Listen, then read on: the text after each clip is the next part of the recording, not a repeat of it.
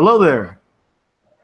This is Hi. BJ from HowExpert.com. We publish quick how-to guides on unique topics by everyday experts. Today's guest is Christina Catalano. She wrote the book Anti-Bullying 101, a quick guide on how to end, overcome, and rise above bullying. Basically, the author has went through this in real life. Christina Catalano is an anti-bullying advocate and survivor of 13 years of bullying. Catalano is the founder and CEO of Rise Anti-Bullying, a charity that counsels children who are and have been bullied, as well as conducts research for school policy for safer environments.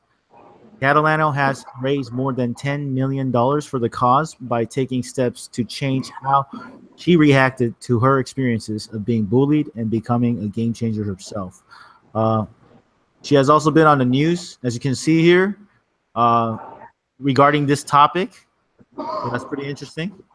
And this is her website, riseantibullying.org. And we'll provide the links to all these interesting resources below this video. Christina, thank you for coming to the show. Thank you. I really appreciate it. What led you to write this book? It's funny. I've been asked this a lot of times by many people, and the simple answer to that is, BJ, I wanted to write this book because I felt that there wasn't a book out there about how to rise above bullying. There's books about addressing bullying in schools and talking administration in schools, but there's nothing really to heal the person and help them mentally, physically, and emotionally rise above it for themselves years after it happens or just right after it happens. And I went through it myself for a very long time. I found that I just couldn't heal even years later. It kept coming back to me and it was haunting me. So I tried to create tools for myself that help me, and then I found that it's helping other people. So I wanted to share my tactics and my methods and my strategies. How is this book different than any other book about anti-bullying? I was looking through the libraries, everywhere I could look, online, um, any type of social media and media about this topic. I just couldn't find anything that really was practical to help somebody in their day-to-day life. That's great that someone could, stand up to somebody else and they tell you how to do that in some books. But they don't really tell you how to mentally change the process for yourself that you don't feel like a victim anymore.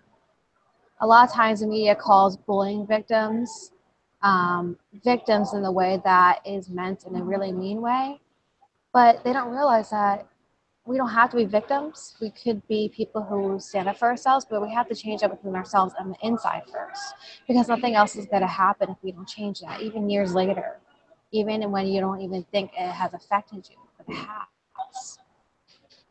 Hmm. Okay. So what happens when people don't heal from their experiences of being bullied? What's their future like? When people don't heal from their experiences of being bullied, BJ, I've seen everything from people becoming the bullies themselves, Hmm. to people taking it out on others, to people making career choices and life choices based on their insecurities. It all happens in different ways for different people, BJ. And the most prevalent thing and element here is that there's some type of insecurity or anger or frustration or sadness within them, even years after the bullying happened. So the bullying stopped for me personally around 2010, but even in 2011, 2012, I was just feeling this pull of something missing in my life, a void in my life. Even though I was very successful, I had gotten a 4.0 GPA in undergrad, I had started conferences, I was in the news, but something was wrong inside, and I just didn't know what it was. And I had to force myself to go back to that moment of leaving my high school and saying, I'm never going to think about bullying again. And then my life's work came about. I had to face that fear for myself.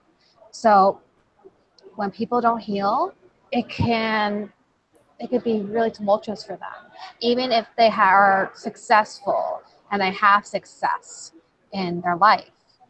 There's going to be something they're going to feel, something they're going to miss, something they feel a void. And for me, it kept pulling me back to that. I actually didn't acknowledge the issues that happened with me with bullying until around 2013. And the news website you showed, that was when I had first started to stand up and tell my story and tell it for myself. That was about 5 years ago. And I had not acknowledged it until then. So it took me about 3-4 years before I acknowledged it for myself.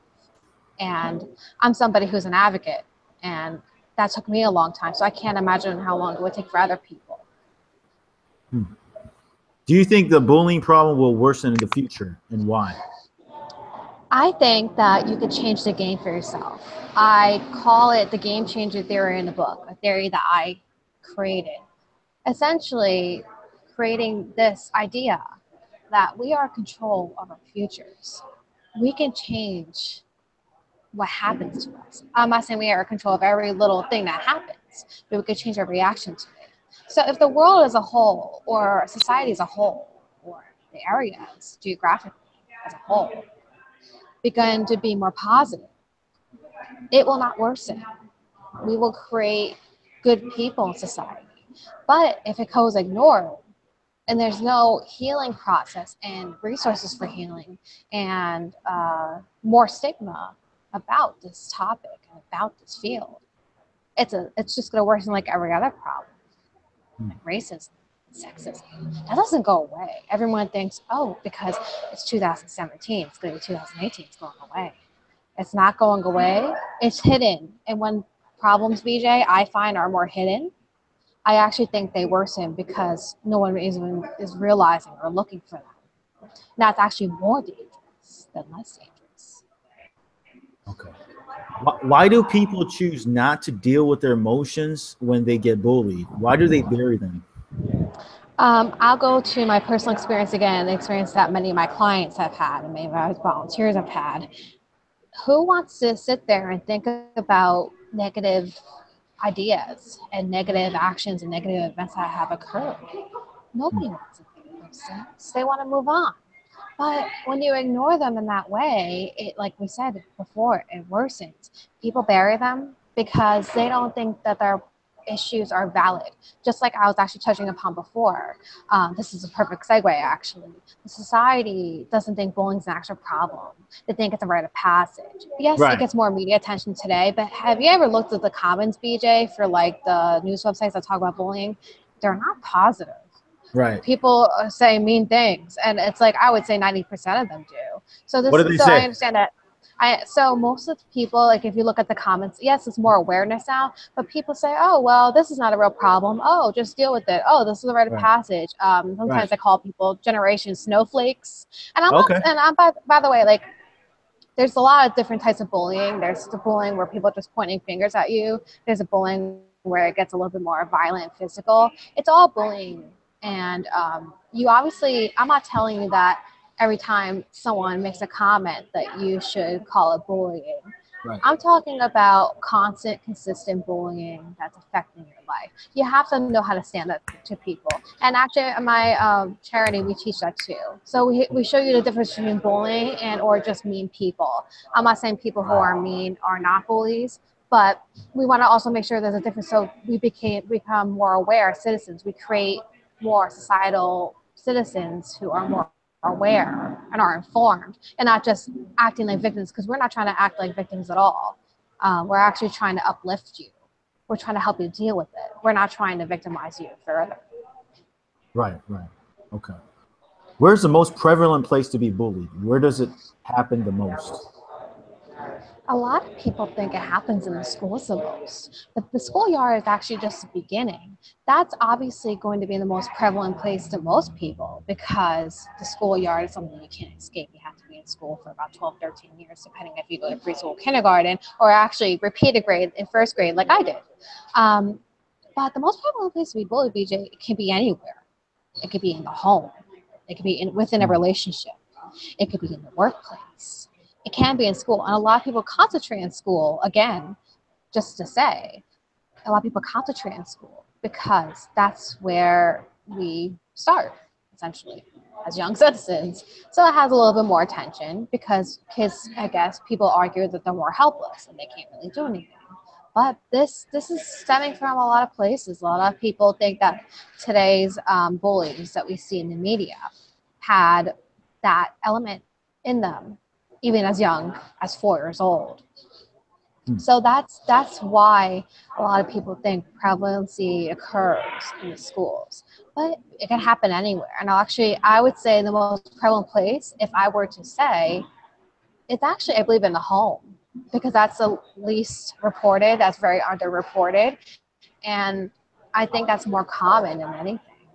But then again, it's so underreported that I can't even give you an accurate number. Just to say it occurs everywhere, and we can't pinpoint that prevalency. But if I were to make an informed um, answer based on my experiences and what I've seen, I've heard a lot more experiences about the home than anything else anywhere else.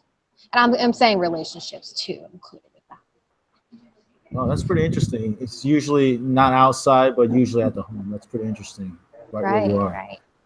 Okay, so what has been the reaction to this book?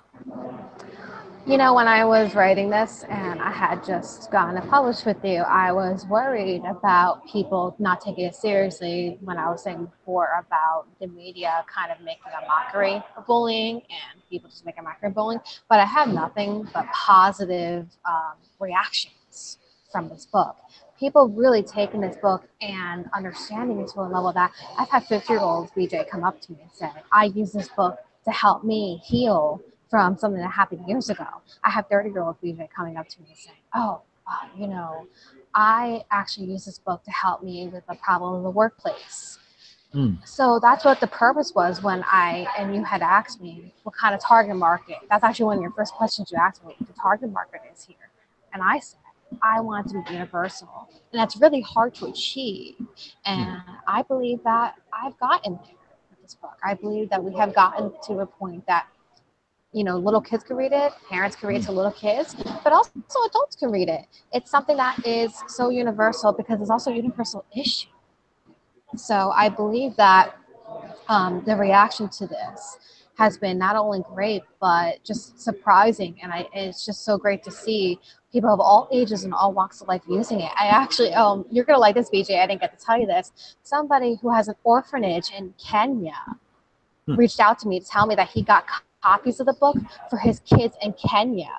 Wow. And yeah, I mean, obviously, bullying is not an issue that most people would think happens as prevalent as, hunger or starvation and things like that, and homelessness. Obviously, those are the forefront issues. But a lot of people don't realize that these kids are in a place that they need healing because of the prevalent issues that go on in their society, especially with what happens in the tribes. So I didn't get to tell you that, BJ, but it was amazing. And I was really, really touched to hear that it reached kids in Africa. Wow. So I was really worldwide, touched. universal. Right.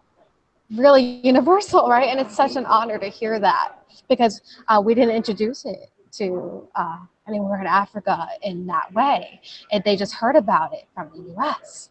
So I just thought that was amazing. So that's the best example I could give you of being universal. Yeah. Sounds good. If you could describe your book in one word or one philosophy, what would it be? I would say effective. I as a reader, and I don't know, I struggle with this sometimes as a reader, that I read a self-help book or a guidebook or how-to book, and it doesn't help me. It says good things, not gonna lie, but it doesn't really do anything for me in terms of things I could actually bring in my day-to-day life and actually adopt and actually see a difference in my day-to-day life, minute by minute, hour by hour, week by week.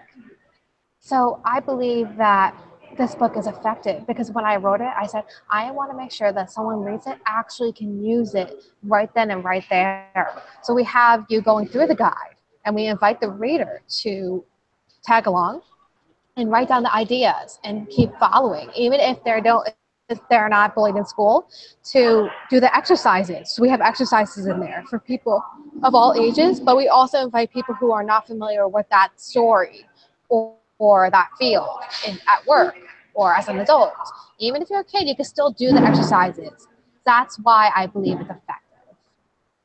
Do schools do enough to help their students? I don't want to be too critical of the schools because there are some great schools that do so much. But I believe as a whole, absolutely not. Okay. In my home state of New Jersey, for example, they don't consider it bullying unless somebody pointed out a physical feature and or a dominant factor of who you are to make it considered bullying. For example, if somebody makes fun of you for being Italian, for example, if they don't say you are Italian and this is why I'm bullying you, it's not considered bullying. If they don't make fun of something physical on you, like your nose, your eyes, or your glasses, or your teeth, it's not considered bullying. And to me, that's a gigantic problem, especially in a state that introduced one of the most forefront anti-bullying legislation we have ever seen. One of the most forefront, excuse me, anti-bullying legislation we ever seen. That's just not acceptable. So I can't imagine in other states what it's like. Schools just don't do enough. They believe that it happens in the home and a lot of the parents have the responsibility, but I believe it takes a village. I do believe it takes a village. And if the schools are saying that parents only are the ones responsible here, that's a problem. Schools and parents and families and environments all have to take a stake in this. We're all stakeholders. Just like in a business, it all affects us. You may think that the kid bullying somebody in class doesn't affect you, but what if that kid grows up who's getting bullied and grows up to just have mental health issues and create violence in the town?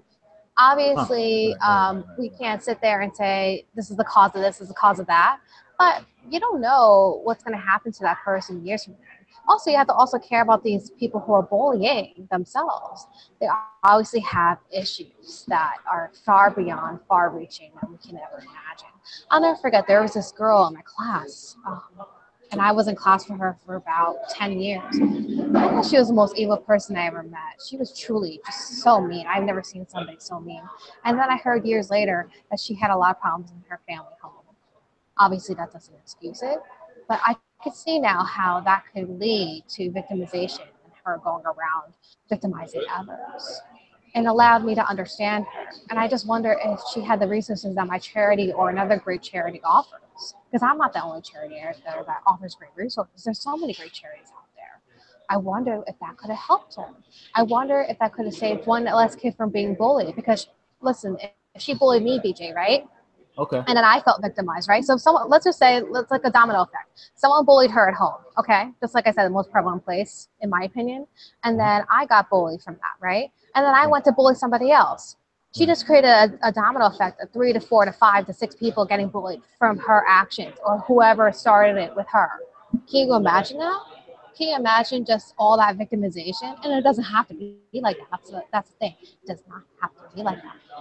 We can change that. So you might think that you taking that mental leap and saying, oh, I'm going to make that change, but it's not going to really help a lot of people besides yourself. You have no idea how many lives you're saving by helping yourself. You have no idea how powerful your words are. You have no idea how powerful you are. You're saving many, many lives just by helping yourself. Right. Absolutely. I like the idea of stopping the domino effect. You know? Yeah. Game changing. Literally turning the game around. Is that what do you mean by game changing there? Yeah, because I know that people say, well, it's not a game. I'm not calling it a game, literally. I refer to a game, literally, as something that is the situation at hand. The only reason why I'm calling it a game is because it's able to be changed to your favor. Because I couldn't think of another term that describes it. Change it to domino effect. Change it to maybe in the future. Changing the domino. So you can create positivity, right? You stop the domino. Right. That's a great way to say it. That's an amazing way. I'm gonna steal that from you. No, do it. Revise it. Stop the domino effect theory. I might have to put that on my charity's website and quote you. That's great. Previously called game changer. I really like that. Yeah. Really like that. Yes. Because you are that's the coolest thing I think I heard so far. It's like you are stopping the domino effect of bullying, because everyone who gets bullies someone else. You're stopping it, through this book, through what you're doing. and other people who read this book and so forth. And another question: how does it feel to grow up and be an author after you've been bullied for so long as a kid? It just feels so good for somebody who, especially me, being bullied for so long. I was assaulted and harassed on an everyday basis. There wasn't a day that went by that I was not bullied in some way. And if I was ignored for the day, that meant it was a good day. And for me to grow up and be an advocate and to have the opportunity to be published and to have it taken seriously and to be a leader, I mean, I don't tell people to go get revenge, but if you really care about proving others wrong, just be happy with yourself. And I'll tell you right now that there's so many people who bullied me who actually came up to me and apologized after it came out. And maybe it also has to do with just me achieving things, probably. But it also, I feel like I represent so many kids and so many people who have been bullied. So I feel like it's also for them too. And so it's just the best feeling to wake up and realize that I've made the worst thing that ever happened to me, essentially my career, my life's work, and to see these people and they see the book sometimes wherever they are, and for them to see it, it's just this beautiful divine justice for me. And I'm not gonna lie, I'm human, but that's okay to feel like that and to say, listen, like I prove people wrong, and to feel happy about it as long as it's done in a good organic way. There's nothing wrong with that. And that's another thing I wanted to tell my readers and to get to touch on the book as much. It's okay to feel good when you prove a bully wrong. Don't make it your life's work to prove them wrong. But there's nothing wrong with taking fuel from that. There's nothing wrong with being proud of that and being happy about that. A lot of people say, oh, that's so immature. Why is that immature to feel proud to, you know, upstand and stand up for yourself against people who hurt you in any way, whatever that is? There's nothing immature about that at all. Using it for good is nothing but mature, BJ. There's nothing more mature than taking something and making it good. Immature, BJ, is taking it and making it something bad. There's nothing wrong with making it good. There's absolutely nothing wrong with that. I was actually one of the shyest people growing up, and you would never have been able to tell that. So yes, be proud. Be proud. That is awesome. So those of you guys who watch this video and listen to this, go to Amazon.com, type in anti-bullying, and you'll find Anti-Bullying 101. Check out the book, ebook or audiobook. You can also go to riseantibullying.org and /FAQ. It has interesting questions there as well, additional resources about this topic. Christina, thanks for being on this interview. Thank you. And have a great day. Thank you. Have a good one. Take care. Bye.